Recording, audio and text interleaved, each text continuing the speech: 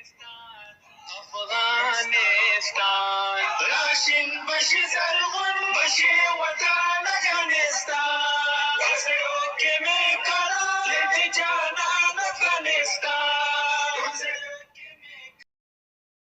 هیله د ټول بارو جوړ او صحتمن وي. دوستانو د نن ورځې درس کې شخصي ضمایر په داتیب حالت کې وایو.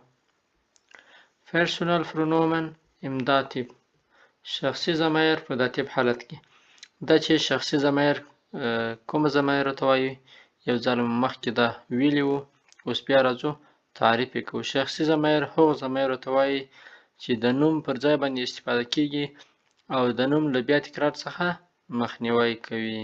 راځو اوس شخصي ضمایر په داتیب حالت کې وایو. پرسونل پرونومن امداتیب شخصي ضمایر په داتیب حالت کې دا چې داتیب حالت څه ته وایي دا ما په بله ویډیو کې واضح کړی ده، تشریح کړی ده، دلته بیا تشریح کول لازم نه بولمه، کولی شئ هغه ویډیو وګورئ. ښه، پرسونل پرونومن ام نومیناتیب شخصي ضمایر په نومیناتیب حالت کې په نومیناتیب حالت کې اول وایو، بیا په اکوزاتیب کې وایو، بیا په داتیب حالت کې وایو، په آخر کې مثالونه حل کوو. په نومیناتیب کې ایخ، زه، دو، ته، ایر هغه نر، زی هغه ښځه، اس هغه بېجانه بېروحه، ویر مونږ، ایر تاسې، زی هغوی، زی تاسو. دا و شخصي ضمایر په نومیناتیب حالت کې. اوس راځو په اکوزاتیب حالت کې وایو.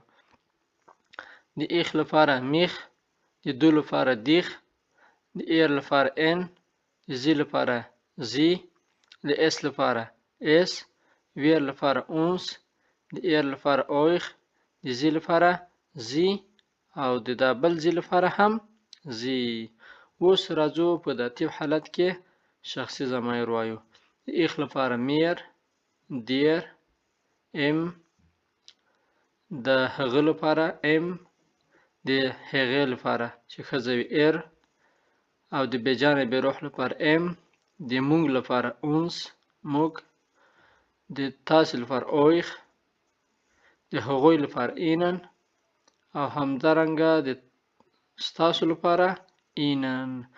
دغه جمع ده او دا حالت چې ده مفرد ده. فرق یې هم دا ده چې دا په وړکي ای باندې شروع کیږي او دا په غټ باندې. راځو اوس پکې مثالونه حل کوو. Ich danke dir زه له تا څخه مننه کوم. Wir helfen euch موږ له تاسې سره کومک کوو. Er spricht mit uns هغه له موږ سره خبرې کوي. Das Handy gehört mir دا موبایل زما مربوط کیږي یا دا موبایل زما ده.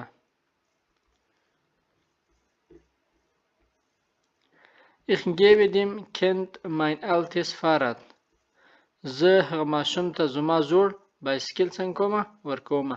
فاراد بایسکل ته وایي. دلته دوستانو د دې کیند یا د ماشوم ارتیکل چې ده هغه داس ده.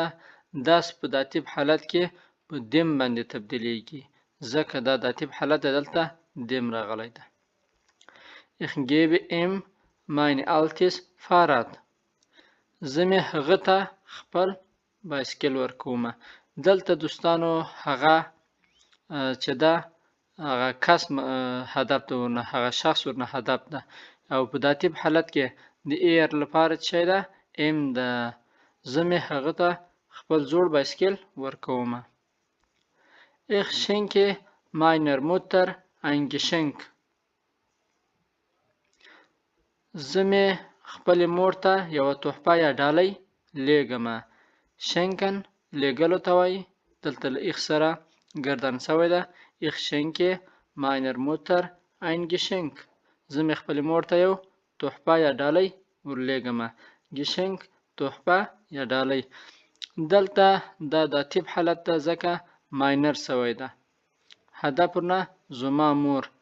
په نورو حالتونو کې ماین ده خو دلته داتیب حالت ده ماینر سوی ده هغه ځکه چې د موتر ارتیکل چې ده هغه دی ده او دی په داتیب حالت کې په دیر باندې بدلیږي او دلته ماین په ماینر باندې بدلیږي نو ځکه ماینر سوی ده داتیب حالت ده.